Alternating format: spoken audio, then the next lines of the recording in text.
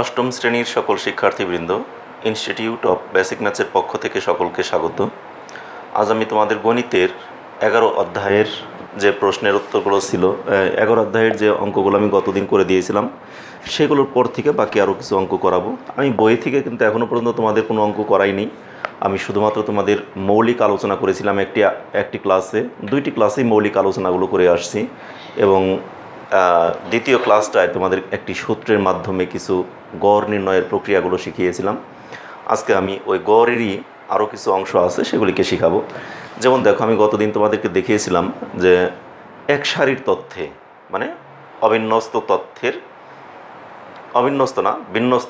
অবিন্যস্ত তথ্যের উপাত্তের গড় কীভাবে নির্ণয় করতে হয় সেই পদ্ধতিগুলো দেখিয়েছিলাম। আর সেখানে আমাদের 2টি পদ্ধতি ছিল, একটি সরাসরি পদ্ধতি আর একটা কি সংক্ষিপ্ত পদ্ধতি।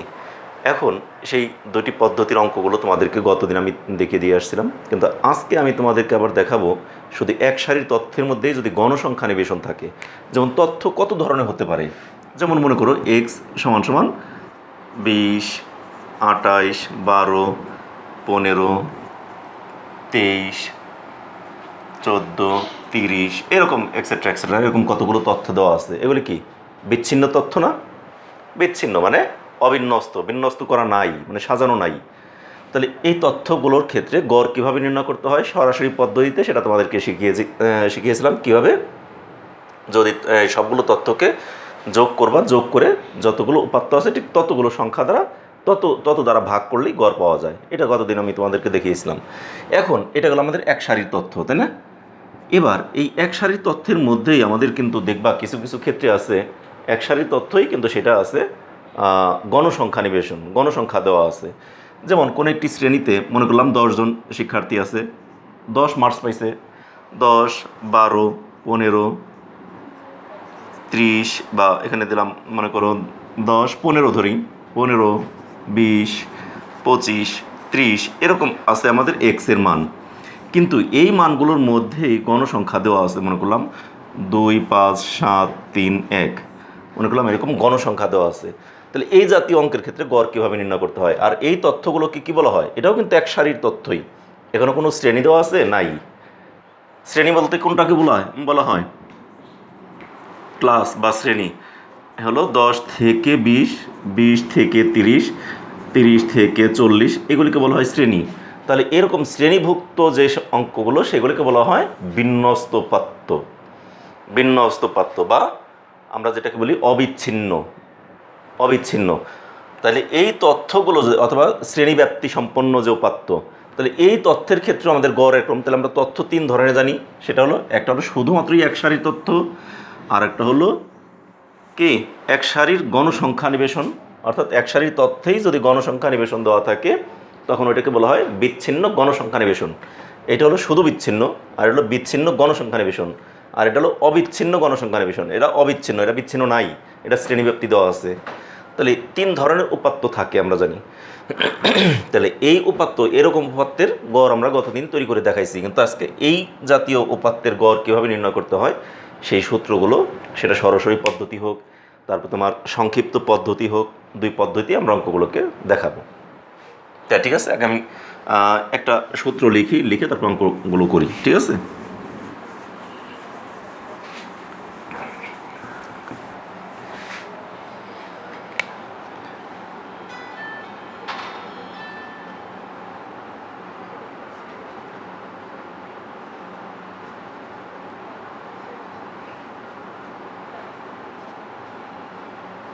বিচ্ছিন্ন গণসংখ্যা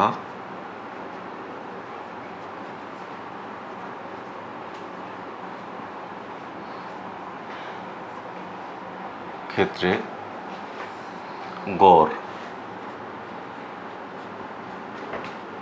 এক্স বার সমান summation of fx divide by n। আমি আই ব্যবহার করলাম না, গতদিন দেখাই দিয়েছিলাম আই দিলে তোমাদের জন্য ঝামেলা হবে, এজন্য আই দিয়ে আমি অঙ্কটা ব্যবহার করলামই না। যদি এখানে হয় আমাদের অরিজিনালি হয় summation of F I X I, এখানে I equals 1 to n divided by n, X bar সমান, এটা হলো সূত্র। তাহলে আই আমরা এখানে ব্যবহারটা করতে যাচ্ছি না, ঠিক আছে? তাহলে summation of F x divide by n, এইভাবেই আমরা সূত্র প্রয়োগ করব। এখন এটা আমাদের গড় নির্ণয়ের সূত্র। এই সূত্রটা কি? সরাসরি প্রক্রিয়া।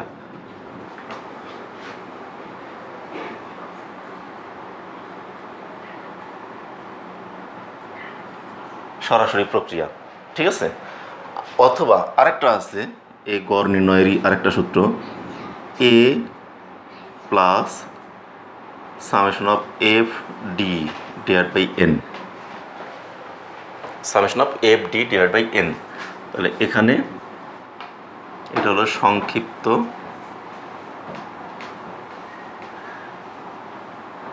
প্রক্রিয়া। তাহলে এখানে এ হলো অনুমিত গড় বা কল্পিত গড়, অনুমান করা বা কল্পনা করা। ইংলিশে এটাকে এ ইউজ করলাম, এই কারণে ইংলিশে এটাকে বলে অ্যাজিউমিন। এই জন্য এ দিয়ে শুরু। অ্যাজিউমের এটা হলো কল্পনা বা অনুমান করা এটা। আর ডি হলো, আচ্ছা এই সূত্র যদি প্রয়োগ করি তাহলে আমাদের ডি হবে কত? এক্স মাইনাস এ। এক্স মাইনাস এ, অর্থাৎ প্রত্যেকটা তথ্য হতে কল্পিত গড়ের ব্যবধান। তার মানে এটা হলো প্রতিটি তথ্য হতে কল্পিত গড়ের ব্যবধান। আর এন হলো মোট গণসংখ্যা। এই তো আমাদের সূত্রটা। তাহলে গড় নির্ণয়ের সূত্র আমাদের দুইটি।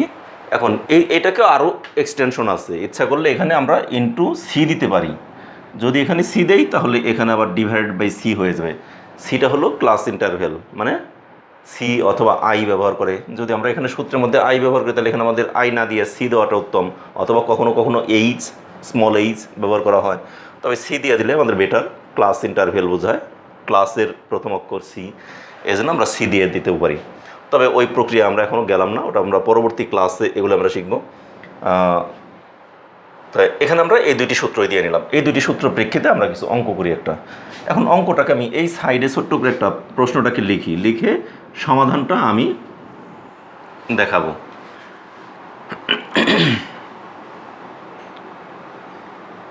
প্রশ্ন: কোনো একটি কারখানায়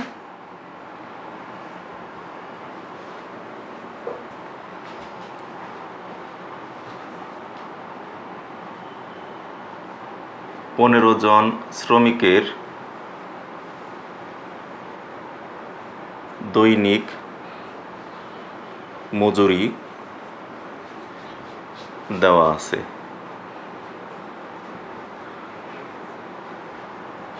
তাদের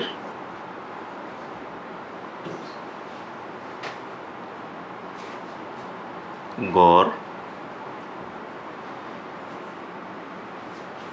মজুরি নির্ণয় করো। এখানে 15 জন না দিয়ে আমি এক কাজ করি, 25 জন বা 30 জন দিয়ে দিলাম।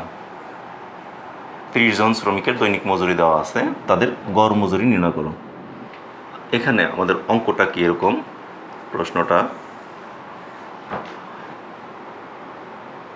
শ্রমিক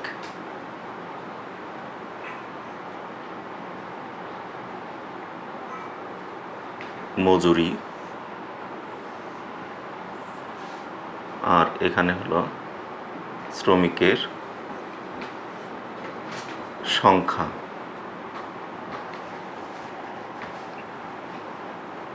500, 600, 700, 800, 900। এখন 500 টাকা করে বেতন আসছে মনে করলাম 2 জনের, 5 জনের 7, 10 জন, 10 আর 7, 17, 17,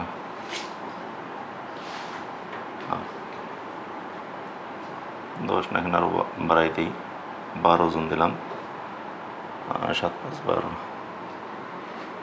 17, 10 17 18 19, আর 6 25, 19 আর 8 20 21 22 23 24 27 3। এই আমাদের তথ্যগুলো দেওয়া আছে। মনে করো পরীক্ষায় ঠিক এইভাবেই প্রশ্নটা দেওয়া আছে। এখন এটাকে আমরা সমাধান করব। আমাকে বলে দেয় নাই যে কোন পদ্ধতিতে সমাধান করব। আমি কিন্তু বানাই একটা অঙ্ক দিয়ে দিলাম জাস্ট। এখন এখানে কিন্তু আমাদের কোনো শ্রেণী দেওয়া আছে, আগে যেটা দেখালাম, তাহলে শ্রেণী দেওয়া থাকলে ওটাকে বলি কি আমরা বিন্যস্ত তথ্য, বিন্যস্ত উপাত্ত, অথবা বলতে পারি আমরা শ্রেণীব্যাপ্তি সম্পন্ন উপাত্ত। কিন্তু এখানে কোনো শ্রেণী দেওয়া নাই, এটা এক সারির তথ্যই না। সেই এক সারির তথ্যের মধ্যেই গণসংখ্যা মানে শ্রমিকের সংখ্যা দেওয়া আছে। তাহলে এক সারির তথ্যে শ্রমিকের সংখ্যা দেওয়া আছে, তাহলে এটাকে আমরা বলতে পারি কি বিচ্ছিন্ন গণসংখ্যা নিবেশন। শুধু বিচ্ছিন্ন না, এটা হলো বিচ্ছিন্ন তথ্য, সেটার মধ্যে গণসংখ্যা, তাহলে বিচ্ছিন্ন গণসংখ্যা নিবেশন। আর এই নিবেশনের ক্ষেত্রে আমাদের এখন দুইটা সূত্র প্রয়োগ করতে পারি। একটা হলো গড় নির্ণয়ের summation of F x divide by N, আর একটা হলো X bar summation A plus summation of F D divide by N. তাহলে এই দুইটি সূত্র আমরা প্রয়োগ করতে পারি। তাহলে এখন আমরা আমার একটু নিচে জায়গা লাগবে, যেন এটাকে এখানে মুছে দিলাম। এখানে চিপাইয়া লিখলাম এন সমান মোট গণসংখ্যা, কারণ আমি এর নিচেই অঙ্কটা করবো, এখানেই হয়ে যাবে আমার। তাহলে দেখো আমরা সমাধানটা কিভাবে করব। আমার সূত্রগুলো এখানে আলাদা করে রাখলাম, নিচে আমি এটুকুর অংশে, এই অংশের মধ্যে আমি অঙ্কটা করব। ওই উপরে যে অঙ্কটা দিয়ে রাখছি ওই অঙ্কটাকে এখানে সমাধান করব। তাহলে সমাধান, তাহলে আমরা লিখব প্রদত্ত 30 জন শ্রমিকের প্রাপ্ত দৈনিক মজুরির গড় নিম্নে নির্ণয় করা হলো। গড় মজুরি নিম্নে নির্ণয় করা হলো। তাহলে এখন আমরা কীভাবে বের করব? এখানে আমরা একটা তালিকা তৈরি করব। শ্রমিকের মজুরি,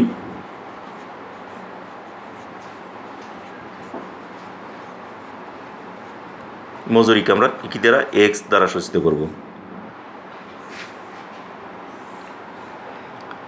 আর শ্রমিকের সংখ্যা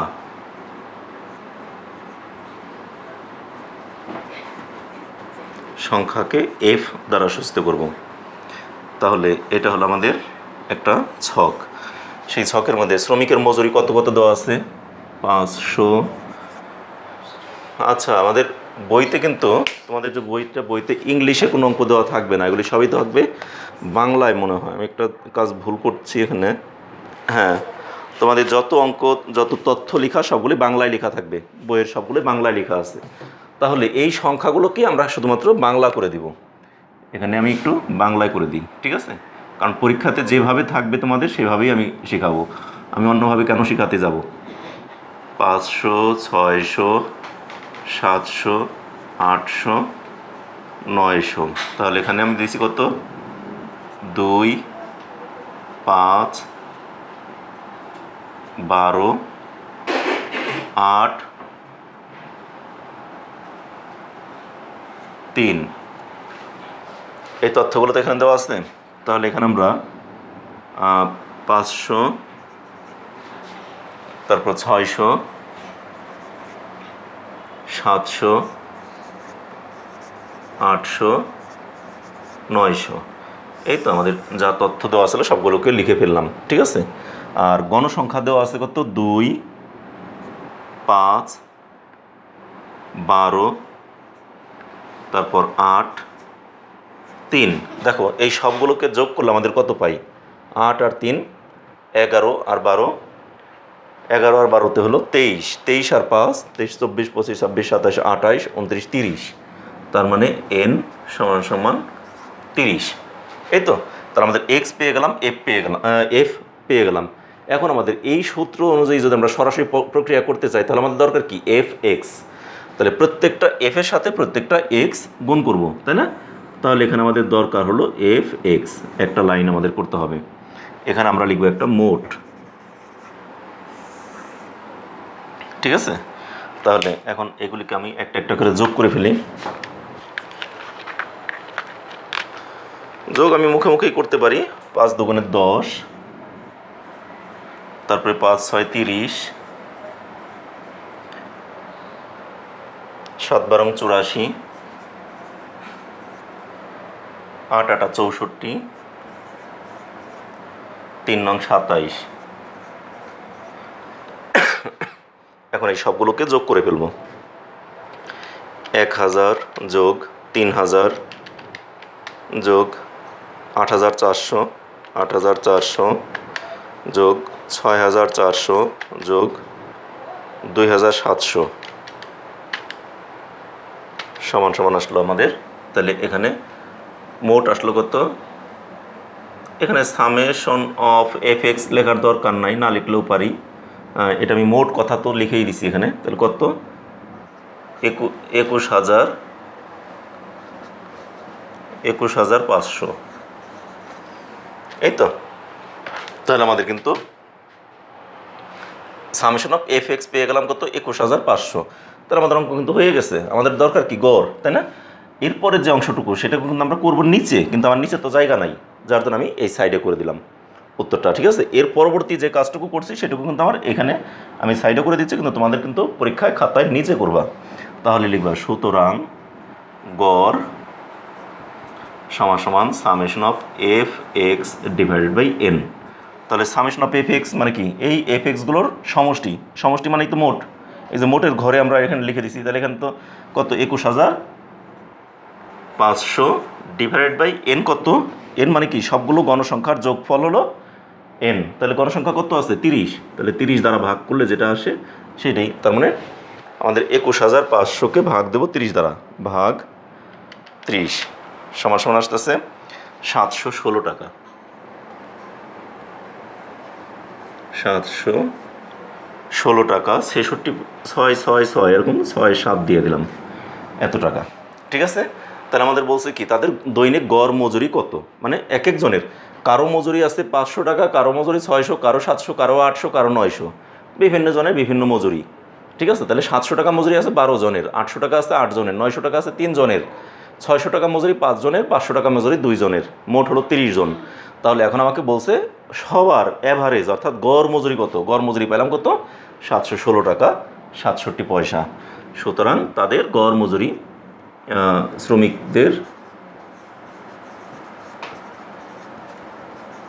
গড় মজুরি কত? 716 টাকা 67 পয়সা, এত টাকা। শেষ। তাহলে আমাদের একটা অঙ্ক কিন্তু হয়ে গেল। কিন্তু এই যে অঙ্কটা করলাম, এটা কোন পদ্ধতিতে করলাম? আমি সূত্র দিছি দুইটা তোমাদের, একটা হলো সরাসরি পদ্ধতি আর একটা দিছি সংক্ষিপ্ত পদ্ধতি। আমি সরাসরি পদ্ধতিতে কিন্তু অঙ্কটা তোমাদের সমাধান করে দিয়েছি, তাই না? কিন্তু এখন পরীক্ষায় যদি তোমাদের এটাই আসে, উল্লেখ করে দেয়, কোনো কিছু উল্লেখ করে দিল না, তাহলে আমরা সরাসরি পদ্ধতিতে করব। আমি তো এক কথাই বলছি, তোমরা এই অঙ্কগুলো সবসময়ের জন্যই সরাসরি পদ্ধতিতেই করে দেবে, যদি কোনো কিছু উল্লেখ করে না দেয়। আর যদি পরীক্ষা উল্লেখ করে দিল যে সংক্ষিপ্ত পদ্ধতিতে গড় নির্ণয় করো, তাহলে তোমাকে বাধ্যতামূলক সংক্ষিপ্ত পদ্ধতিতে অঙ্কটা করতেই হবে। এখন সংক্ষিপ্ত পদ্ধতিটা আমি এখানে তোমাদেরকে দেখিয়ে দিই আবার। এই অঙ্কটা কি, ঠিক আছে? আমি তাহলে এই অংশটাকে মুছে ফেলবো, তোমরা এটা তুলে নাও, আমি এটা মুছে দিলাম, ঠিক আছে? আমি এই অংশটুকু মুছে এই অঙ্কটাকে আবার সংক্ষিপ্ত পদ্ধতিতে করে দেবো। তাহলে দেখো, এই প্রদত্ত 30 জন শ্রমিকের দৈনিক মজুরির গড় নিম্নে নির্ণয় করা হলো লিখে এই অঙ্কটাকে এইভাবেই উঠাবো। উঠিয়ে এখানে শুধুমাত্র এফ এক্সটা করবো না আমরা, কারণ আমাদের তো এখন সংক্ষিপ্ত পদ্ধতিতে এফ এক্স দরকার নাই। সংক্ষিপ্ত পদ্ধতিতে এই অঙ্কটা দেখো, একটা নির্দিষ্ট ডিস্টেন্স অর্থাৎ ব্যবধান, নির্দিষ্ট ব্যবধান কত করে আছে? সবটাতেই কত করে ব্যবধান দেখো? 100 100 100 100 করে সব জায়গাতেই ব্যবধান, তাই না? তাহলে সবটাতেই যেহেতু ব্যবধান 100 করে, আমরা ইচ্ছা করলে এটাকে, আচ্ছা দরকার নেই, ইচ্ছা করলে আমরা এখানে 100 করে ব্যবধানের ওই অঙ্কটা করতে পারতাম, দরকার নেই। আমি ওইভাবেই যেটা বলতে গেছিলাম, তাহলে আমাদের এইভাবেই, যেটা ডিসি সূত্র এইভাবেই করি। মানে এখানে যে কিছুক্ষণ আগেই তোমাদের বলছিলাম ইন্টু সি, মানে ক্লাস ইন্টারভেল, যেটা মানে শ্রেণী ব্যাপ্তি, যেটা আমি বলছিলাম, সেই সিটাকে আমি ব্যবহার করে অঙ্ক করলে আরও সহজ হতো, আরও সংক্ষিপ্ত হতো। দরকার নেই, আমি এত সংক্ষিপ্ত দরকার নেই, আমি এইভাবেই করে দিই। দেখো, তাহলে আমাদের এই অঙ্ক অনুযায়ী এখন দরকার কি, একটা ডি দরকার, তাই না? তাহলে ডি বের করব। ডি সমান আমি কি বলছিলাম যেন, সূত্র অনুযায়ী আমি দিয়ে দিয়েছিলাম ডি মানে এক্স মাইনাস এ, এক্স মাইনাস এ। তাহলে আমাদের ডি বের করতে হবে। এখন এইখান থেকে আমরা যে কোনো একটাকে 5, 6, 7, 8, 900 এই সবগুলোর মাঝামাঝি একটা মান, 500 হলো সবচেয়ে কম, 900 হলো সবচেয়ে বেশি, মাঝামাঝি এমন একটা মানকে আমরা কল্পনা করব যেটাকে গড়। তাহলে মাঝামাঝি কোনটা, দুইটা বাদ দেয় মাঝামাঝি এই 700কে আমরা এ কল্পনা করে নিলাম, এটা হলো আমাদের কল্পিত গড় হলো 700, মানে এটাকে বললাম আমরা অ্যাজিউমেন্ট। ঠিক আছে, তাহলে কল্পিত গড় যদি 700 হয়, এবার আসি আমরা এই 500 থেকে 700 বিয়োগ করলে কত থাকে, 500 থেকে 700 বিয়োগ করলে -200 থাকে না, 600 থেকে 700 বিয়োগ করলে কত, -100, 700 থেকে 700 বিয়োগ করলে কি 0, 800 থেকে 700 বিয়োগ করলে কি 100, 900 থেকে 700 বিয়োগ করলে কত হবে, 900 থেকে 700 বিয়োগ করলে কত, 200। তাহলে এগুলি বের করলাম আমরা সব ডি। ঠিক আছে, কিন্তু আমার তো ডি দরকার না, আমার দরকার হলো এফ ডি। তাহলে এখানে আরও একটা ঘর করতে হচ্ছে আমাকে, এফ ডি, মানে প্রত্যেকটা ফ্রিকোয়েন্সির সাথে মানে গণসংখ্যার সাথে ডিগুলোকে গুণ করব। তাহলে 2-এর সাথে 200 গুণ করলে কত হয়, -400, 5-এর সাথে 100 গুণ করলে -500, 12-র সাথে 0 গুণ করলে 0ই, 8-এর সাথে 100 গুণ করলে কত হয় 800, 3-এর সাথে 200 গুণ করলে 3 দুগুণে 600। এখন আমরা এগুলিকে যোগ করব, তার মানে এখানে আমাদের আসবে কি, সামেশন অফ এফডি কত হয়, দেখো মাইনাসের আছে 900 আর প্লাসের আছে 8 আর 6 1400, প্লাসের আছে 1400, মাইনাসের আছে 900। তাহলে 14 থেকে 900 বাদ দিলে কত থাকে, 1400 থেকে 900 বাদ দিলে আমাদের থাকবে আর 500। ঠিক আছে, তাহলে আমাদের এখানে 500 রয়ে গেল সামেশন অফ এফ ডি এর মান। তাহলে এখন লিখবো আমরা সুতরাং গড় এক্স বার সমান এই সূত্র প্রয়োগ করব, A plus summation of F D divide by N. এর মান কত ধরছি আমরা, কল্পিত গড় কতকে ধরছি, 700কে, 700 যোগ সামেশন অফ এফ ডি কত, ক্যালকুলেটরটা লাগবে, আগে এনে রাখলাম। তাহলে A plus summation of F D এর মান কত 500 আর এন এর মান কত 30, সমান 700 যোগ 500কে 30 দ্বারা ভাগ দাও, কত আসে,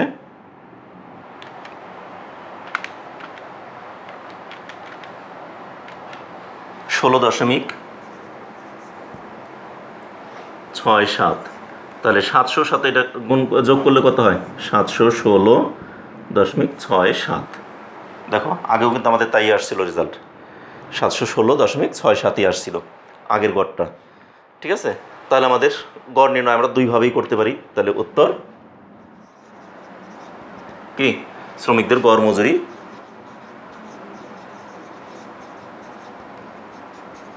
গড় মজুরি 716.67 টাকা।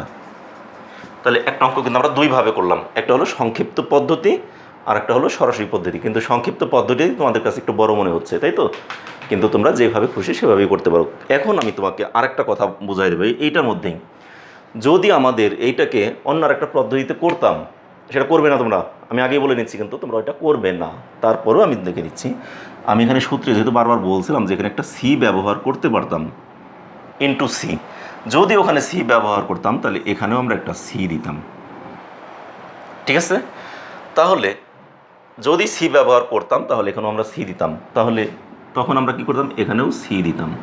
আর এখানে সি দেওয়া মানে কি, আমাদের একটা নির্দিষ্ট ব্যবধান, প্রত্যেকটার মধ্যে ব্যবধান কত করে আছে, 5 থেকে 6, 600, 700, 800, 900, প্রত্যেকটাই 100 করে ব্যবধান না।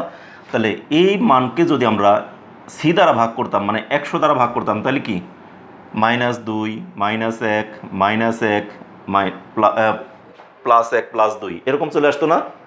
তখন আমাদের কী হতো, 2 দ্বারা -2কে গুণ করলে -4, -5, +8, +6, তাহলে আমাদের অ্যাভারেজও আসতো শুধু 5। অঙ্কটা কিন্তু এরকম হয়ে যেত, ছোটো ছোটো সংখ্যাগুলো ছোটো হয়ে যেত। যদি আমরা সি ব্যবহার করতাম তাহলে আমাদের অঙ্কগুলো কী হতো, সংখ্যাটা এরকম ছোট হয়ে আসতো। অর্থাৎ দেখো ডি মানে কি, এই 500 থেকে 700 বিয়োগ করলে কত হয়, -200। সেই -200কে ভাগ করতাম কত দ্বারা, সি মানে 100। তার মানে এখানে সি সমান সমান 100, মানে প্রত্যেকটাই 100 করে ডিফারেন্স, এই জন্য। তাহলে আমাদের এখানে কি হতো, তাহলে 200কে 100 দ্বারা ভাগ করতাম, 600 থেকে 700 বিয়োগ করে -100, তাকে 100 দ্বারা ভাগ করলে -1, 800 থেকে 700 বিয়োগ করলে 100, তাকে 100 দ্বারা ভাগ করলে 1, 900 থেকে 700 বিয়োগ করলে 200, তাকে 100 দ্বারা ভাগ করলে 2। এরপরে এই ডি আর এফ গুণ করে এই মানগুলো পেতাম, এফ ডি সমান 5 পাইতাম। তাহলে এফ ডি আর এখানে 500 হতো না, শুধু 5 হইতো, কিন্তু এখানে গুণ হইতো কত, আমাদের কত, ওই যে সূত্রে আছে ইন্টু সি, আর সি এর মান কত, 100। তো ওই 100 দ্বারা 500কে গুণ করে সেই 500কে 30 দ্বারা ভাগ করলে এটাই অ্যান্সার একই আসতো। বুঝতে পারছো, আমাদের অঙ্কটা এখানে কথাগুলো ছোট হয়ে যেত, যদি আমরা এখানে সি ব্যবহার করতাম সংখ্যাগুলো আরও ছোট হয়ে যেত এবং রেজাল্ট কিন্তু একই আসতো। তাহলে একই অঙ্ক কিন্তু আমরা 2-3 ভাবে করতে পারি গড় নির্ণয়ের। দেখো, সরাসরি প্রক্রিয়া গড়, আবার সংক্ষিপ্ত প্রক্রিয়া গড় আমরা এইভাবে করলাম, কিন্তু সেইখানে আমরা কখনো সি এখানে গুণ করে দেই নাই। যদি এখানে গুণ না দেই সূত্রে, তাহলে এখানেও আমরা সি ব্যবহার করব না, সেটাতে শিখাইলাম। আর যদি এখানে সি ব্যবহার করি, তাহলে আমরা এইভাবে করব, কত করে আমাদের ডিফারেন্স আছে সেই ডিফারেন্সটাকে আমরা সি ধরবো। তাহলে এভাবে অঙ্কগুলোকে আমরা সমাধান করতে পারি। তাহলে 3 ভাবেই অঙ্কটা কিন্তু তোমাদের দেখানো হলো। অর্থাৎ আমাদের এক সারির তথ্য হলো, এক সারির গণসংখ্যা নিবেশন হলো। এরপর আগামী ক্লাসে তোমাদের শ্রেণীব্যাপ্তি দিয়ে যে অঙ্কগুলো থাকে সেগুলির গড় কীভাবে নির্ণয় করতে হয় সেগুলি শেখাবো। সে পর্যন্ত তোমরা সকলে ভালো থেকো, সুস্থ থেকো এবং আমাদের চ্যানেলের সাথেই থেকো, নিরাপদে থেকো। এবং আমার ক্লাসগুলো যদি তোমাদের ভালো লেগে থাকে, তাহলে অবশ্যই আমার এই ভিডিওটার শেষে তোমরা অবশ্যই একটি করে লাইক দিয়ে দিবে, এবং যারা এখনও পর্যন্ত সাবস্ক্রাইব করেনি তারা অবশ্যই সাবস্ক্রাইব করবে, আর যারা অলরেডি সাবস্ক্রাইব করেছে তাদেরকে অসংখ্য ধন্যবাদ সকলকে।